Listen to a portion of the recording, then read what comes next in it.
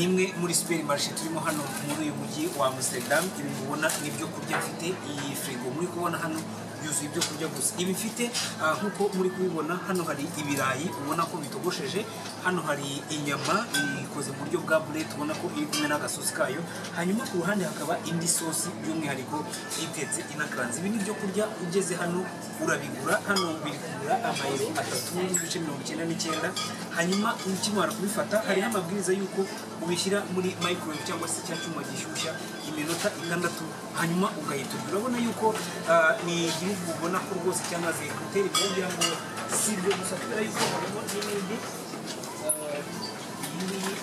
Ni salade.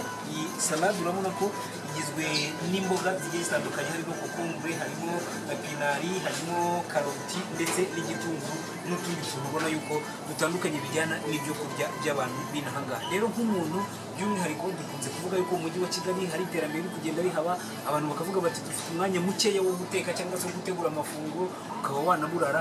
Urabona ko uko iterambere rigenda riza, benshi dukunze kubona mu supermarché ukabona harimo ibyo kurya ariko ukavuga uti ese ngibi birashoboka bigenda bite? Urabona ko i Burayi ho bamaze gutera imbere bijyana n'umwanya muto y'ubu hari, bijyana n'akazi kenshi kaba gahari, ibyo kurya bitetse bitunganije biba hari icyo ukora mu kubishyushya gusa. Rero by'umwihariko uyu ni umukoro ubikorera bo mu gihugu imbere mu Rwanda kiri gutera imbere, tugira abo bazungu bashobora kuza akaza kugira ngo kazi, ariko n'iwacu ubona yuko uko igihe kigenda kigira imbere umwanya wo gukora urugendo uba mwinshi, ariko ugasanga uwo kwiyitaho abantu bari kugenda bogura kubera akazi kenshi no gushaka amafaranga. Ubwo rero ni umukoro kubikorera ko ibi namwe mukwiriye kuba mwabikora. Ntabwo ari ibyo gusa, hano hari salade nari mbonye ubona yuko nayo imeze neza inatunganyije.